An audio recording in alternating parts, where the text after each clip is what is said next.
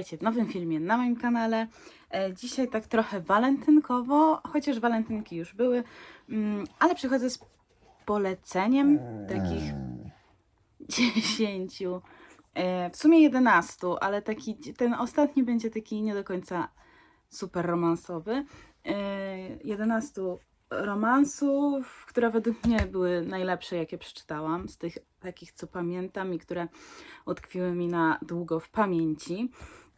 Więc taki trochę opowiastkowy film o tych książkach.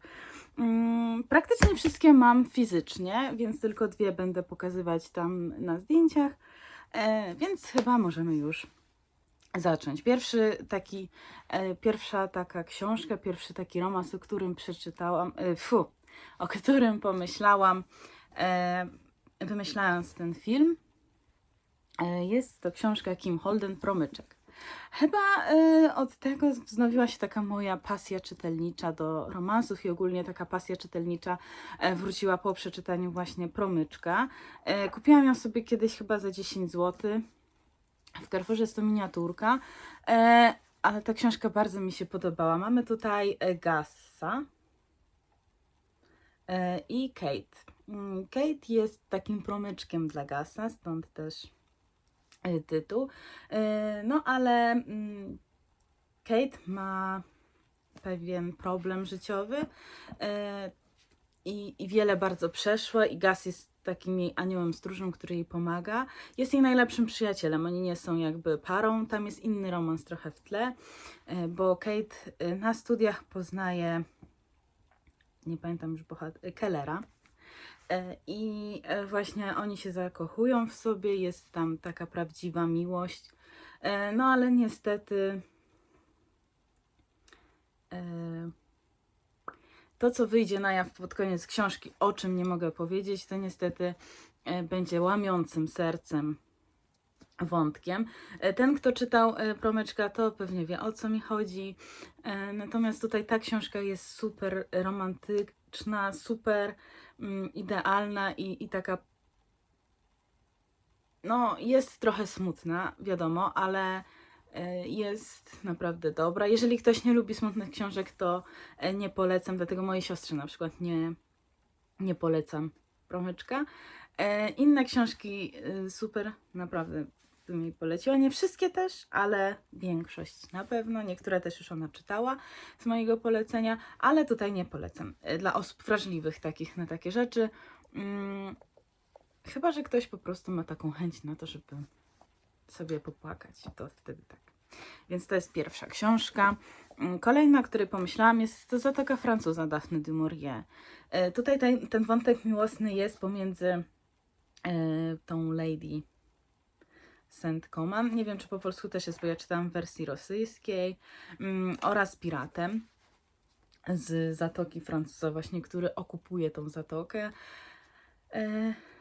Jest Francuzem i ta Lady od razu się w nim zakochuje.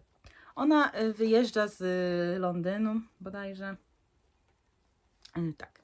Ona wyjeżdża z Londynu od męża wraz z dziećmi na wieś, by jakby odpocząć od tego zgiełku, od ciągłych imprez, od wszystkiego takiego, od całego zamieszania londyńskiego, aby znaleźć siebie. Ona jest dość młodą osobą, natomiast uważa, że zagubiła gdzieś siebie i jest tylko teraz postrzegana jako żona swojego męża.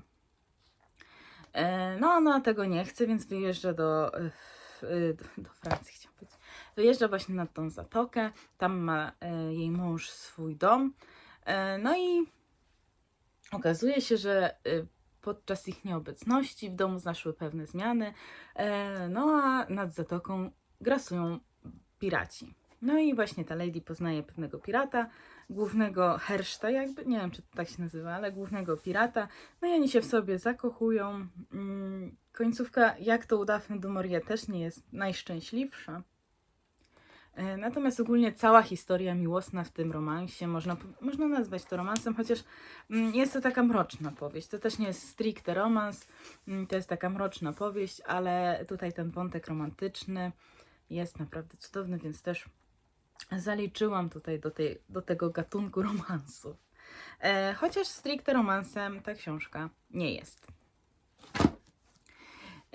Kolejna książka jest napisana przez Jamesa Pattersona i Emily Raymond, First Love. Książka opowiada o dwóch osobach, o dwóch. Ja czytam tę książkę, ale muszę tak sobie jeszcze zajrzeć w opis, żeby przypomnieć sobie. Okay. Mamy tutaj dwójkę przyjaciół. No i oboje gdzieś tam planują uciec z domu, aby przeżywać przygody w Stanach.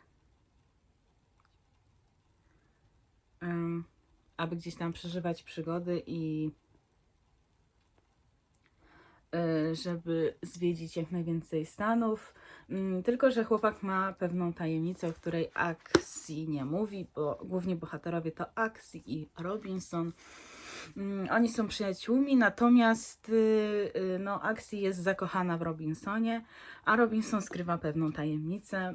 I tak do połowy książki ja po prostu cała w skowronkach siedziałam, czytałam.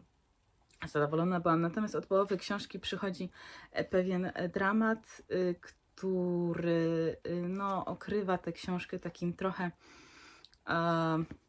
takim cieniem trochę.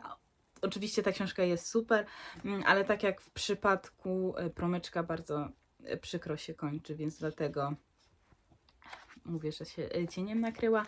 Natomiast ona jest świetnie wydana. Tutaj jest, akurat nie pokazuję, ale jest dużo takich fotografii, które mogą nas przenieść w świat przygód właśnie Robinsona i Axie. Też polecam tą książkę. Kolejna seria już książek, Heartstopper. Idealny romans, jak dla mnie, taki komfortowy. Ja już mówiłam chyba w poprzednim filmie, że to jest taka moja komfortowa książka. Tak tutaj na pewno jako romans jest super. Mamy tutaj Charlie'ego i Nika. Chciałam powiedzieć Bena, nie wiem skąd, ale mamy Charlie'ego i Nika, którzy poznają się w szkole na pewnej lekcji. Jest to lekcja... Już. Jest to jakaś mieszana grupa, która musi się codziennie spotykać 2 razy dziennie. Nie wiem, co oni tam robili na tych zajęciach. To się dzieje w Anglii, więc nie wiem, jak te zajęcia tam wyglądają. Natomiast właśnie oni tam najpierw się zaprzyjaźniają, ale Charlie no jest takim wyautowanym gejem, więc no on zakochuje się trochę w Niku już od samego początku, ale to uczucie tak jakby narasta, no ale później okazuje się, że Nick też nie jest obojętny na te uczucia Charlie'ego. Bardzo fajna powieść graficzna, polecam. Szybko się czyta. Czekam na 6. tom, bo już wszystkie 5 mam przeczytanych. Czekam na 6. tom i naprawdę nie mogę się doczekać zakończenia historii, bo niestety 6. tom będzie tym ostatni. Może powiem teraz o książce, której nie mam fizycznie, ale w sensie pożyczyłam ją siostrze, więc ona tam sobie czyta, a jest to jedna z moich ulubionych książek tamtego roku, czyli Wszystkie piosenki o miłości. Ja się mogę tą książką zachwycać. Książka dzieje się w kilku liniach czasowych. Mamy dziewczynę, która w szkole średniej była zakochana właśnie w tym chłopaku. No ale przez to, że jej rodzina wygląda tak jak wygląda, to ona postanawia uciec z domu i ucieka na drugi kontynent, na zupełny koniec świata, do Australii. Tam zakłada rodzinę, ma męża, córkę, no i tam sobie, chyba 2 córki, tam sobie żyją, a tutaj kolega, jej przyjaciel, chłopak, miłość życia, mieszka w Szkocji i tam ma też partnerkę, no i syna mają. Wydaje mi się właśnie, że on nigdy nie wziął ślubu z tą swoją partnerką. No i z plotem pewnych dziwnych wydarzeń oni zaczynają obserwować się na Twitterze. No i stamtąd na Twitterze wysyłają sobie piosenki. Na Spotify jest playlista jest playlista do tej książki i naprawdę warto się zapoznać, bo te piosenki są cudowne i w książce, czytając tę książkę, fajnie fabuła leci razem z piosenkami. No i oni sobie zaczynają wysyłać te piosenki, gdzieś tam to uczucie ich odżywa. Oni się spotykają, chyba właśnie ten chłopak leci do Australii. W sprawach biznesowych leci do Azji, ale stamtąd jest już blisko do Australii, więc postanawia się też wyrwać. To uczucie u nich odżywa, okazuje się, że nigdy nie zaginęło. No a co się potem wydarzy, no to musicie przeczytać tę książkę. Ale naprawdę warto zapoznać się z tą książką, bo jest naprawdę cudowna i świetnie opisuje i lata tam 80., 90. i pokazuje nam historię Anglii i to, jak wygląda życie w Australii, więc naprawdę bardzo fajna książka. Kolejna od tej książki w ogóle zaczęła się moja przygoda z Bookstagramem. Jest to książka Lista przebojów Adama Sharpa. Trochę podobna, bym powiedziała, trochę podobna w swoim zamyśle, chociaż inna od tej książki, o której przed chwilą powiedziałam. Tutaj mamy Adama Sharpa, który jest 40-letnim informatykiem, którego pasją jest muzyka. I to naprawdę tak ostro ta muzyka jest jego pasją. Ma żonę bodajże. Wydaje mi się, że ma żonę, ma takie spokojne życie, no ale dostaje po 20 latach maila od swojej miłości wielkiej, Angeliny.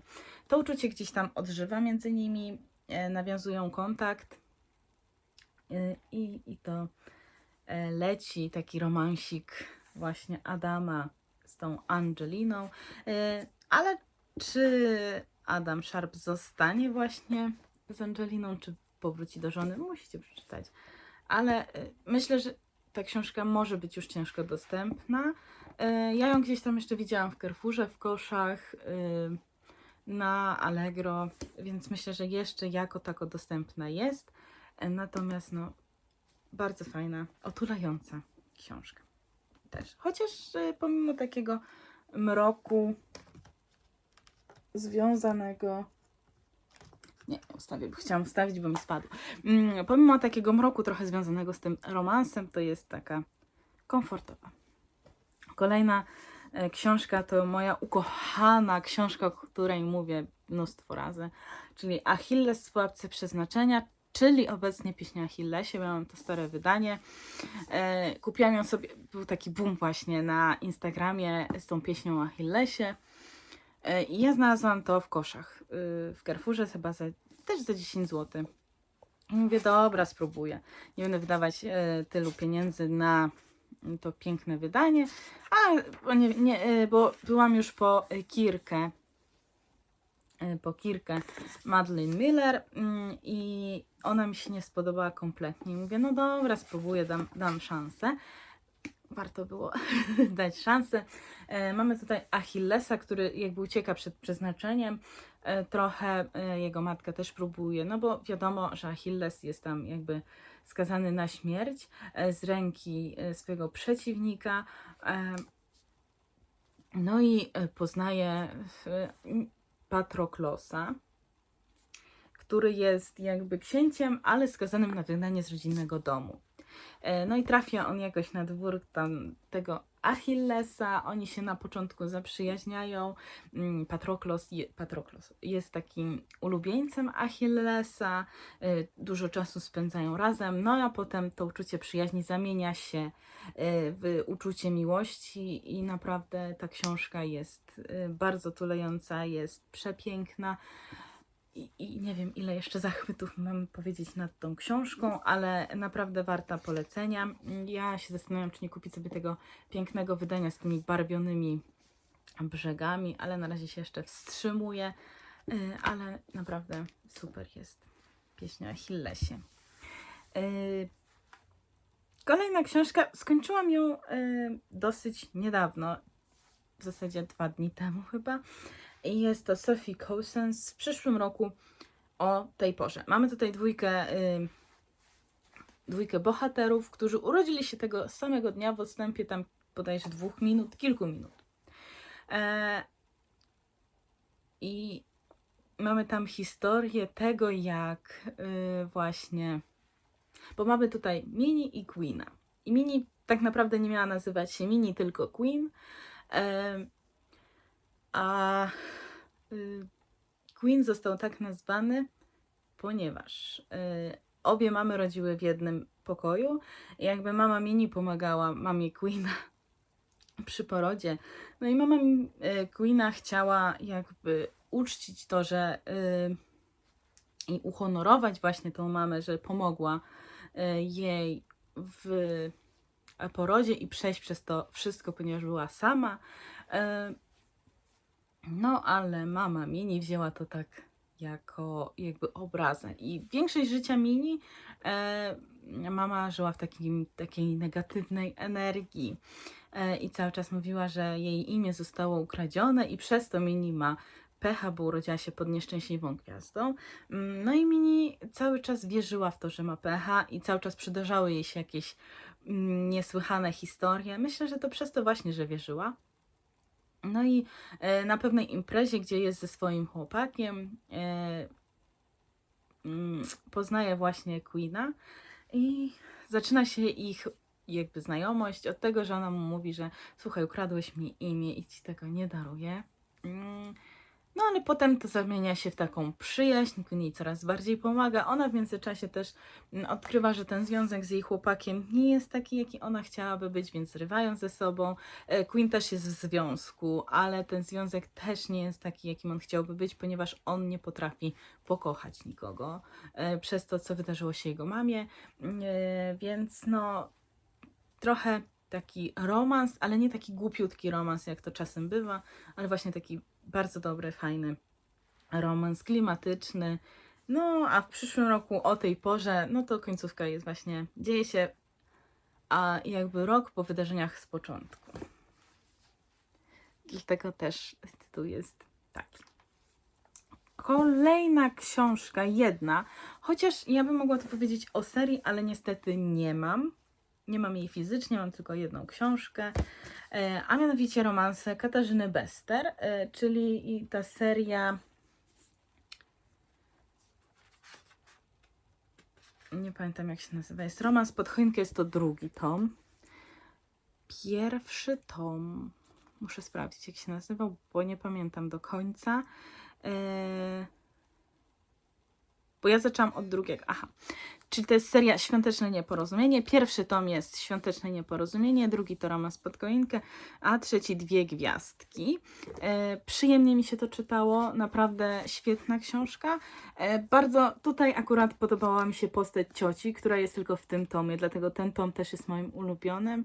Ale generalnie mam tutaj dwie pary, które się w sobie zakochują. No, w każdym jest taki schemat po prostu, że mamy dwie pary. W sensie, Boże, co ja mówię? Tutaj są ogólnie w każdym tomie jest jedna para i mamy po jednej parze w każdym tomie. Dwie osoby chciałam powiedzieć, powiedziałam dwie pary, które się w sobie zakochują. No i los ich trochę rozdziela, ale potem jednak łączy. Więc no generalnie wszystkie te części się tak zaczynają.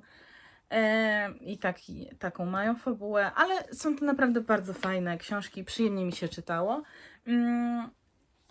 I chyba radzę tutaj czytać od pierwszego tomu, czyli pierwszy, drugi, trzeci, ponieważ trzeci jest takim zamykającym tomem, który podsumowuje już wszystkie tomy, więc nie warto od tego zacząć. Mówię tak dlatego, że kolejny romans autorki Abi Jimenez, To tylko przyjaciel, jest to pierwszy tom też trylogii, ale ja tą trylogię zaczęłam czytać od trzeciego tomu, czyli zaczęłam trzeci, drugi, pierwszy. Pomimo jakby wiedziałam fakty już przy czytaniu pierwszego tomu, wiedziałam już fakty, jakie się wydarzą później, natomiast akurat tutaj w tych romansach nie przeszkadza to kompletnie, że się czyta oddzielnie, w sensie od trzeciego tomu. Każdy tom ma swoją historię, nie do końca szczęśliwą, taką trochę dramatyczną.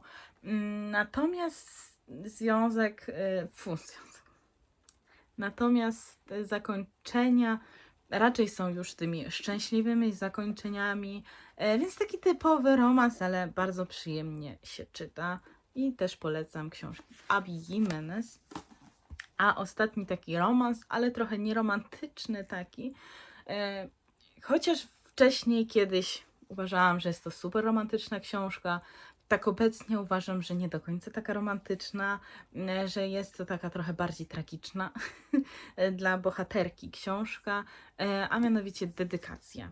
Mamy tutaj Katie, która w liceum miała swoją przygodę miłosną z Jake'em Sharpem, natomiast Jake Sharp dostał szansę, aby zostać gwiazdą muzyczną, więc pewnego dnia po prostu znika z miasta i zaczyna swoją karierę, a Kate żyje w cieniu tej kariery i tak naprawdę przeżywa każdą piosenkę Jake'a, ponieważ Jake pisze też o ich życiu miłosnym, o jej życiu, o życiu jej rodziców, więc trochę tak słysząc każdą piosenkę w radio, ona też przeżywa na nowo cały ten romans. No i jakby historia zaczyna się tak, że jej najlepsza przyjaciółka, która mieszka w ich rodzinnym mieście nadal, dzwoni do niej i krzyczy przez telefon: słuchaj, Jake wrócił. Więc Katie wstaje, jest u niej środek nocy, ale wstaje, byle jak się ubiera i leci na złamanie karku właśnie tam, by spotkać Jake'a i żeby z nim porozmawiać i żeby dać mu nauczkę. Natomiast ta nauczka tak nie pojawia się od razu. Może pojawia się później, chociaż wątpię, że Jake tutaj w ogóle kiedykolwiek zrozumie to, co stworzył, to, co zrobił, ponieważ jest, według mnie obecnie, jest takim narcyzem, który kocha tylko siebie i uważa, że tylko to, co on robi, jest słuszne i że wszyscy powinni żyć w jego cieniu i w jego blasku. Więc dlatego nie do końca uważam, że to jest taki super romans. Natomiast książkę czyta się świetnie i mam takie wrażenie, że każdy w jakimś etapie swojego życia odczyta tę książkę i zrozumie tę książkę troszkę inaczej i też będzie inaczej do niej podchodził. Dlatego mówię, że kiedyś ta książka była dla mnie super romantyczna i kończyła się nieszczęśliwie. Natomiast obecnie ta książka nie jest dla mnie w ogóle romantyczna, a bardziej tragiczna i kończy się szczęśliwie, więc zmieniło się trochę, kilka lat z mojego życia się zmieniło. Zmieniło to moje podejście też trochę do miłości i okazuje się, że jednak ta książka jest inaczej odczuwalna. To samo Zmierzchu też kiedyś mi się bardzo podobał, a obecnie nie jestem w stanie pociągnąć kolejnych tomów. Skończyłam na 2, jakoś 3 i 4 i ten najnowszy, czyli Słońce w mroku, nie idą i nie daje rady. No ale dosyć tego. Powiedziałam o 11 książkach, trochę ogółem. Czasem starałam się powiedzieć coś o fabule. I tak się przedstawia stosik książek. No i jeszcze nie zapominajmy. Poleciały. Jeszcze nie zapominajmy o 2, czyli w przyszłym roku o tej porze oraz wszystkie piosenki o miłości. Starałam się wybrać te takie najlepsze i te, o których też sporo słyszałam od innych ludzi, że im się podobały, więc taki miszmasz trochę. Znaczy mi się te wszystkie książki podobały, to nie jest tak, że mówię tylko o książkach, o książkach, które innym osobom się podobały. Jeżeli miałabym mówić o książkach, które podobały się innym osobom, to powiedziałabym o książce na przykład Beach Read, a nie mówię, bo ta książka mi kompletnie nie podeszła i nie spodobała mi się w ogóle. Chociaż inna książka tej samej autorki spodobała mi się bardzo, chyba nawet nie wiem, coś z książką było.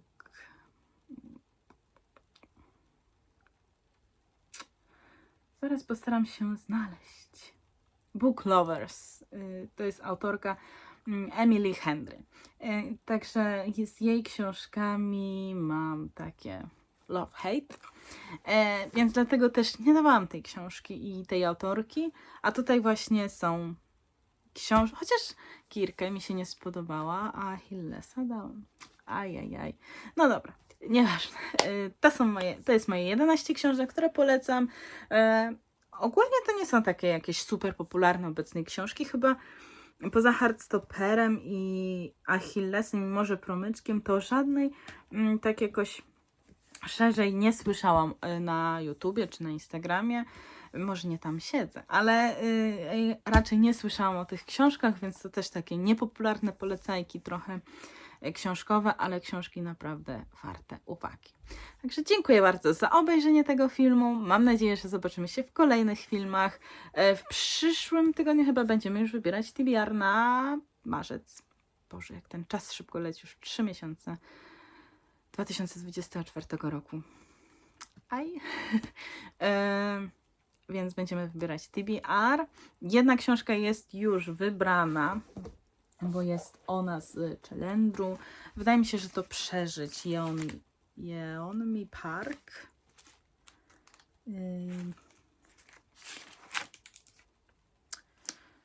Tak, Przeżyć Yeonmi Park, czyli będziemy trochę przenosić się w Azję i czytać takie koreańskie książki.